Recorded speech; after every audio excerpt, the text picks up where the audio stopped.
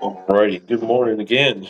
We're going to do this in a little bit different way. The app that I typically record this on, it does not like long videos. So knowing that we got about a gig per 10 minutes of compressed video, even, um, then you might see this thing get chopped up a little bit. But um, I've been I've recorded so many of these and not posted them because the video didn't save. And I think about the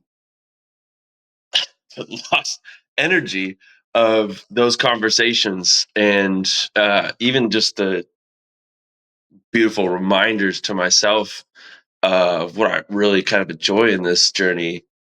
They get lost, and I get so flippin' upset that the content didn't save, and it kind of just flubs the day. I start out on such a bad note, and um, like all I'm trying to do is share it. I feel like I'm caught between like struggling because the videos, if I don't use the app or not, are too big, and maybe I just need to get a damn media person to help out with all this. But I don't think we're there yet. I like to learn everything myself and then transfer what I know so that way I can communicate a little more efficiently. So um, I'm looking up at the screen right now, and it's the same screen that we're looking at together.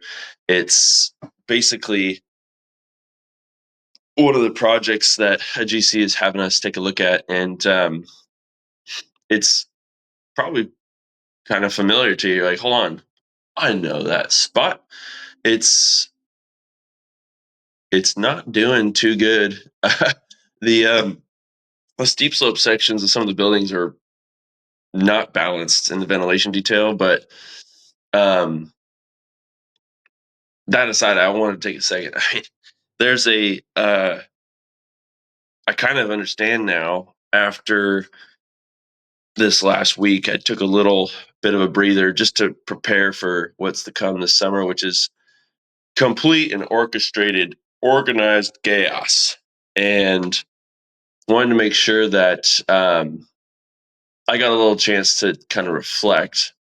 And so I caught my first shortboard wave, serious shortboard wave. I was like, oh, I get it now. Like the guys can rip on a shortboard like I never really kind of knew on a longboard. And that's because I had my 8.6, which is a glassed in single fin, natural curve like Santa Cruz, I guess. It has to be hand shaped. It's just too beautiful not to be. But that board found me too. I feel like it was a gift from the universe. It was pretty insane, and I would never want to travel with that board. I'm not. I don't know how. After seeing all the videos of airline people throwing luggage around, that I could ever justify. I don't care how thick the board bag is. That glassed in that wooden fin would make it, or the board would make it dingless, to any country. Just, I mean, it's. You might see it. I'm gonna probably hang it up on the wall here soon. I can't continue to use it. It's so fun. I mean, it's like 3 inches all around, but it's narrow. Like it.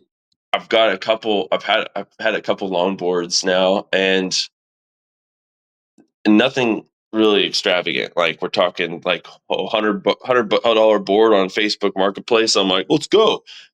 Check it out. Oh, a little ding there, a little soaked log. I'll take it. And the the nose of some of those is fucking wide. And versus like my board's probably less than 24 inch. It could be 24 inches at the rails on the white. And so, I mean, I guess that's not terribly, I feel like I've seen some boards maybe 26, 28 inches wide. They're insane, right? I guess those are the foamies, but it's, it's crazy to think about with them. I mean, it's not crazy. This is just part of shortboard, I guess. The maneuverability, the wiggles, the agility of the shortboard style has got me intrigued. Whereas, I'm typically like, and it's going to get me in trouble. I'm going to get smashed, going to get humbled, but that's part of the process. And the board behind me is like 6'2", and I'm used to that 8'6", that 7.5 to 9.5, and so um, I always want to rent. I don't want to ever take my boards abroad. I mean, I've never surfed Mexico. I feel like that's going to have to be a thing at some point, and maybe I'm always trying to take a trip in December, January, just to be able to get my vitamin D when everything's in the winter times looking gray. It also jumps us into spring. It's pretty nice. So um, we're going to shoot to have the team take a break in second half of December this year, so that way everyone can take a breather. Just basic reception service techs on schedule based. That's it. But like, I mean, I want everyone to go and enjoy the holidays. I think that's the goal this year.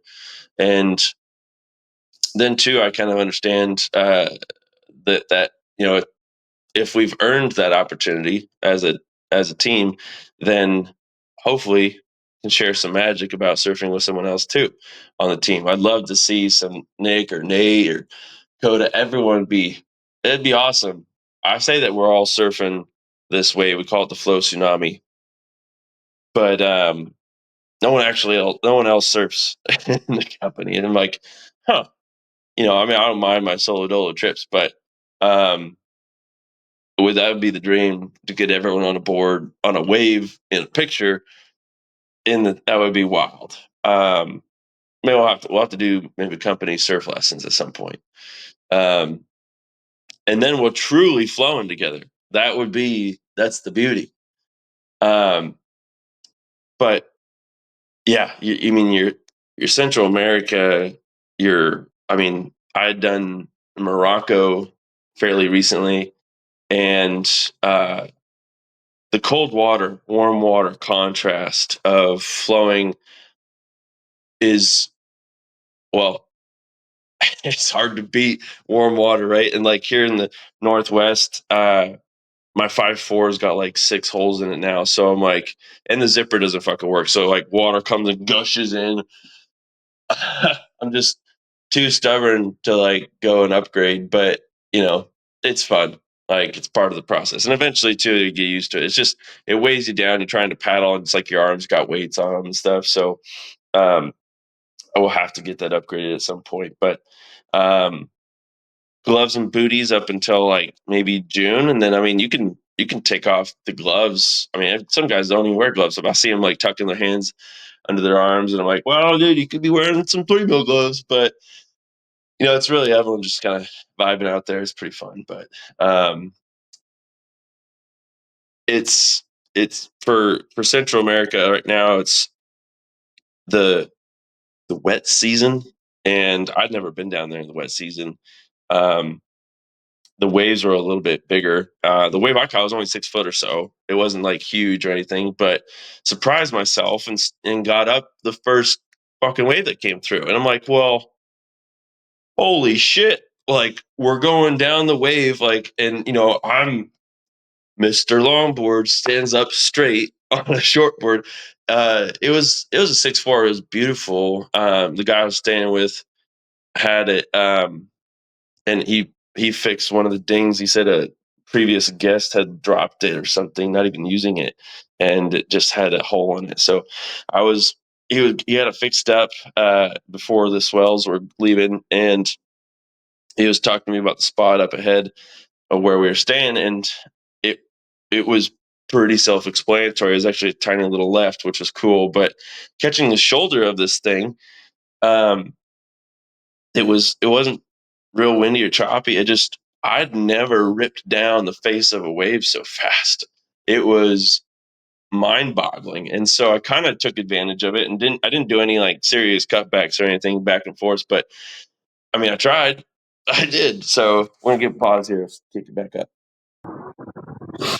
And yeah, so that one wave kind of lit me up in a way where I'm I mean, on my longboard, I'm not going after the biggest wave. I've never been chasing like anything to impress anyone else. It's always been my wave, which is I feel like super important. Just I don't know as much surf culture in the way as I feel like you are not against yourself, but you're not there for anyone else. When you're surfing, it's very much a solo sport, which kind of like golf or um, what else could be solo? I mean, driving, competitive racing. Also, I mean, even though they got teams to support them, but there's only one driver.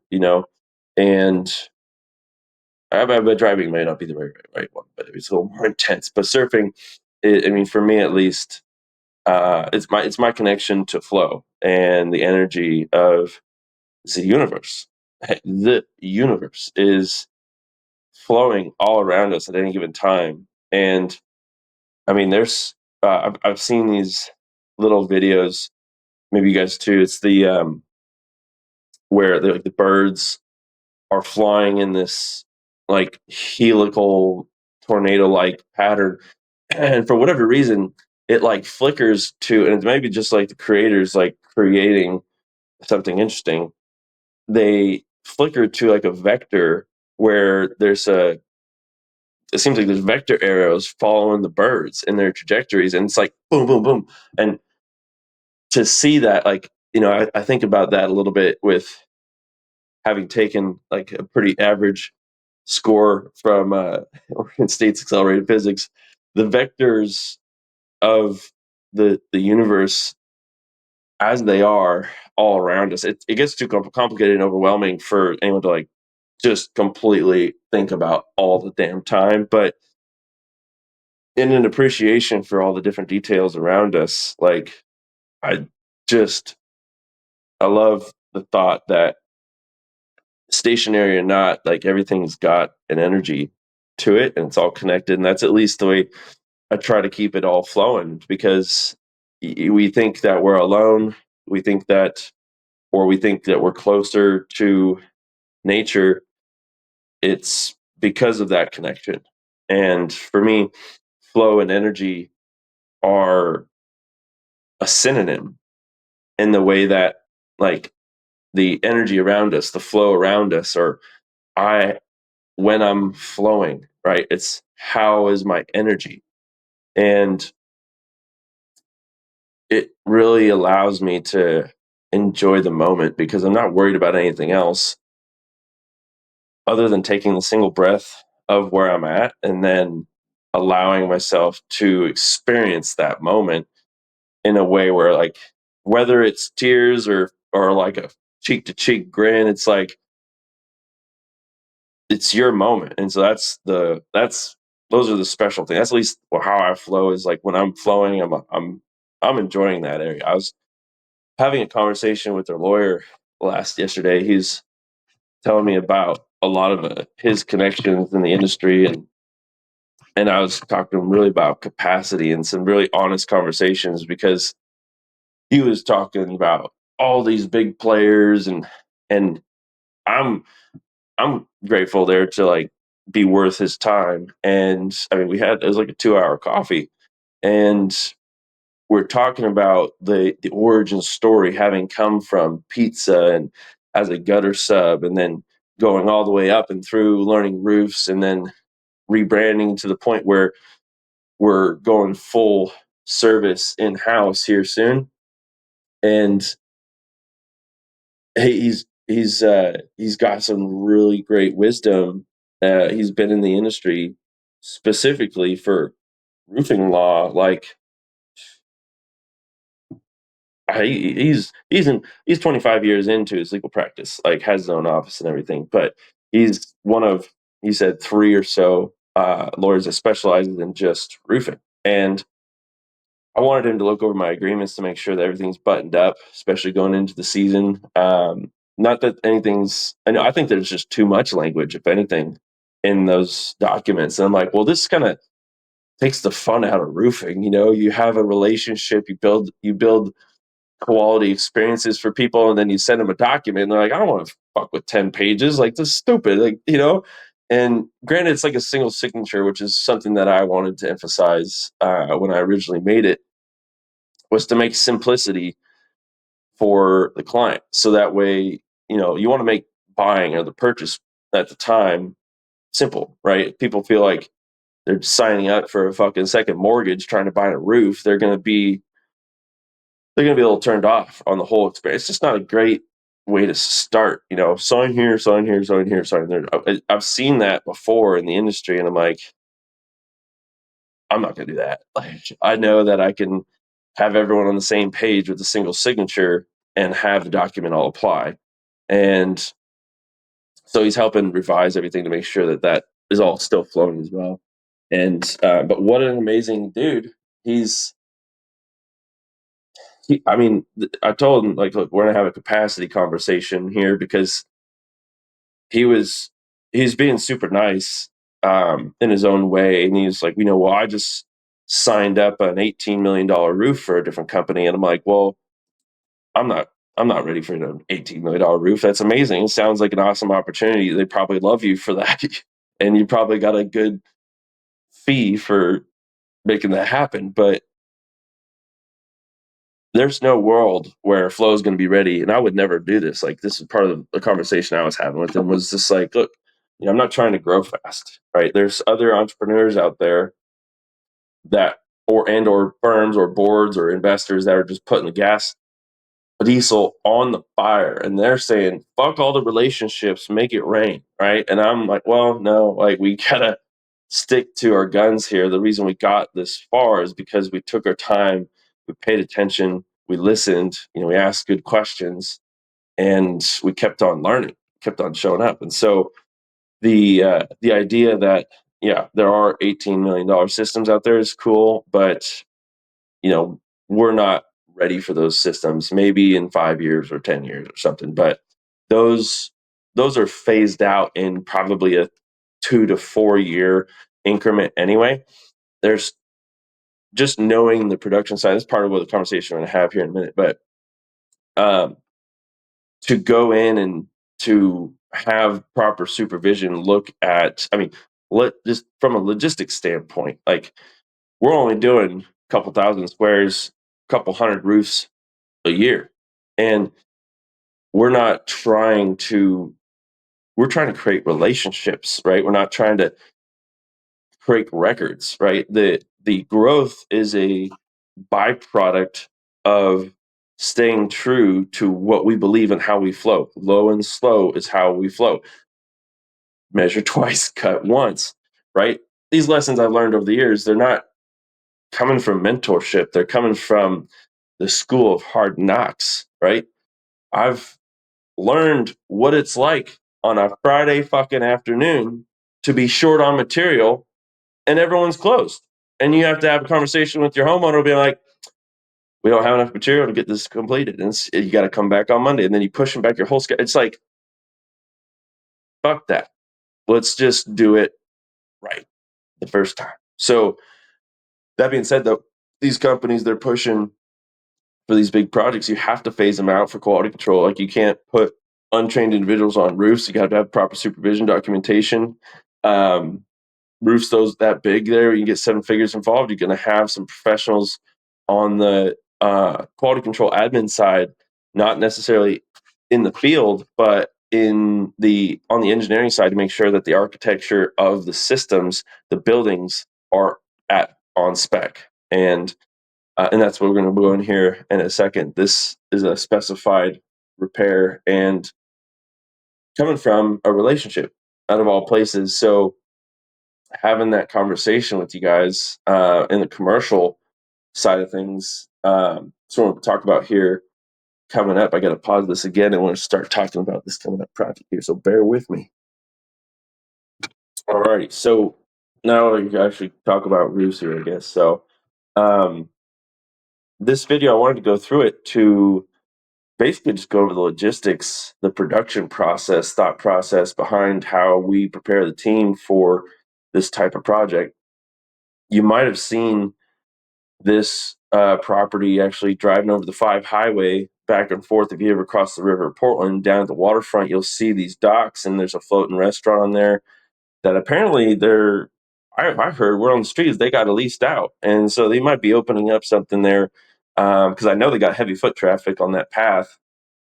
Definitely ridden my scooter once or twice there, um, down at the waterfront by Tom McCall. So this community here, though, probably a building with 50 to 100 inhabitants, is split residential commercial on both sides, and building use aside, the specs are calling for full replacement. So break it down, get it down to the decking, build that up with an R30, but it's going to have full plumbing, electrical, HVAC involved because they're moving RTU curves. Going to have to demo this porch on there.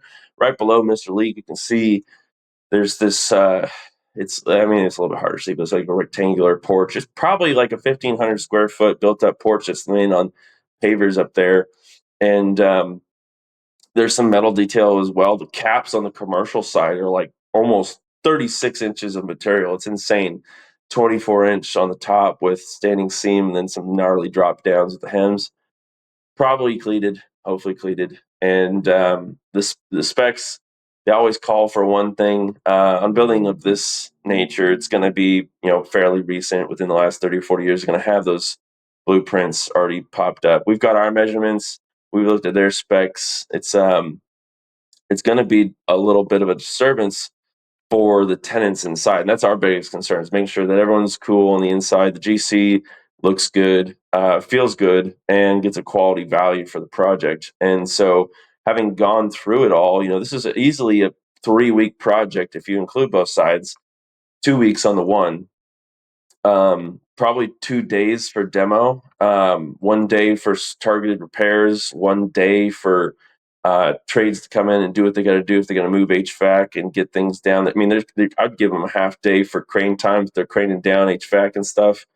The units up there are not giant; they're like almost just standard scattered residential pumps going around, but there's a significant amount of metal too. So having Taylor Metals involved with getting us the Kynar code, it's not structural steel; it's all standing seam, but it's still something to add into the scope. And then, apparently we've got a couple different leaks. There's going to be a little bit of expected dry rot we'll put in the allowance, and mainly though it's the access. So looking over everything, there's 2 main points here where we can put the chute to make sure that disposal is going to go smoothly. Part of what we're given the benefit of here is that we can allow crews to throw material down, one, without hitting the ground, which is what OSHA needs, but safety for all the different pedestrians and the inhabitants, the tenants inside the buildings. It's just a lot more clean, but having that mobilized gives you the opportunity so that crews aren't taking things over an 8-foot parapet, and give them the option to move back and forth as the progress of each residential and the commercial side go. And so the 2 sides with the left side is your commercial with the metal detail. That's going to be all Taylor Metal 24 gauge Kynar. Probably going to give it a better ventilation detail because it currently doesn't have any. Even though it's commercial, there should still be airflow up in there. Right now, it's just a 60 mil membrane. It's the first roof layer that this thing has, and right now, architects aren't really specifying for any other option besides the full removal. So, I mean, it's easily a 6-figure material package. I kind of figured with ISO, coverboard, and everything, all the pet, cap metal included, somewhere probably between 150 and 200 grand just for the material package. Labor is going to be, a percentage, probably, it could be closer to 60 to 100 on that. We put our administrative margins on that to make sure that everything's documented properly. A couple project managers on site taking care of it, full-time driver. Everything's good to go. Safety setup, delivery, crane times, all in there.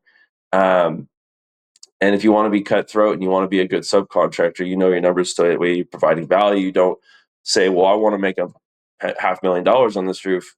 Great. You're never going to get the job. If you want a relationship with your GC where they know they can trust you, that they're going to be able to win, then they're going to give you a jingle down the road when they have other projects. And that's what comes up when you have a relationship. And so the GC on this project here, this is project number 10 they're having us look at. And so I believe they've contracted for a different one and targeted repairs. This is obviously more full replacement scope, but my considerations for this, my biggest concern is tenant occupant comfortability or take down the HVAC detail.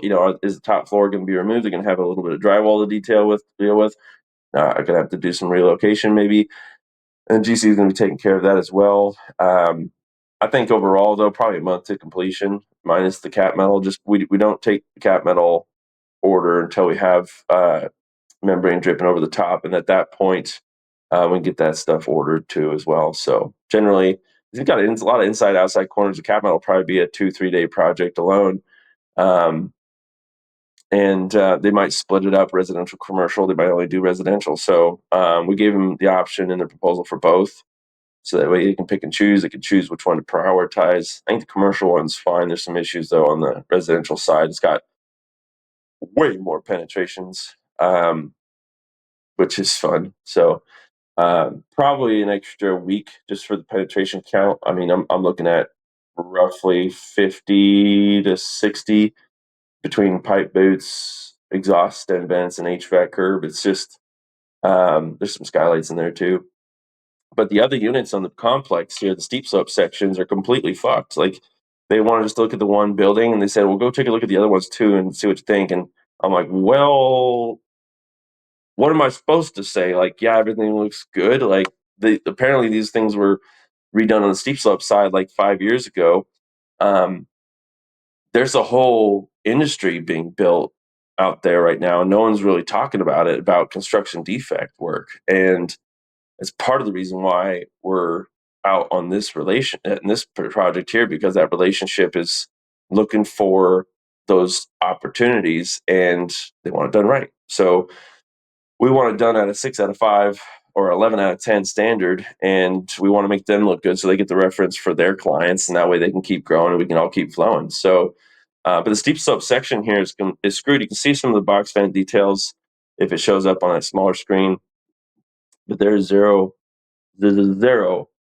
intake on some of these spots. So just because multifamily, just because it's steep slope multifamily 5-story, don't mean that you can't balance the system and or optimize it. And so we get a lot of these calls where people are looking at incomplete, lack of detail on their ventilation scopes, and I'm like, well, let's take a look. So I mean, I don't mind doing the calculations. Pretty simple algebra. It's just making sure that it's implemented properly out in the field and installed properly. Don't it's implemented is like where and how much.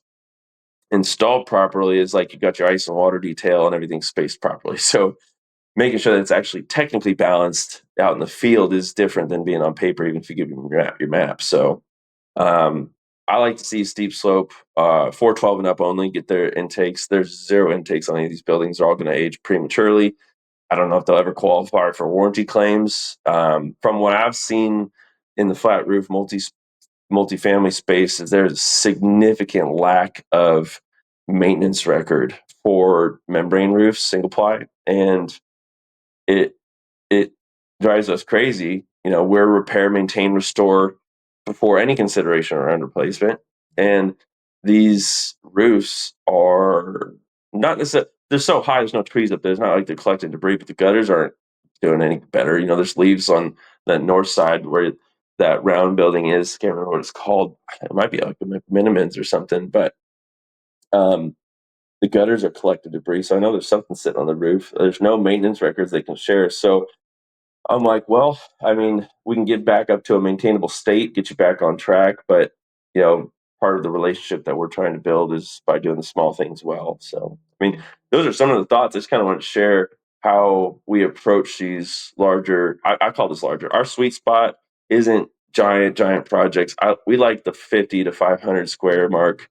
We can get in and out in 2 to 4 weeks, and we can make sure that everyone's having a quality experience. It's not like we're going to be there for months and months and months. So anyway, that's a little bit about how we flow. Hope you guys are doing well and get after it.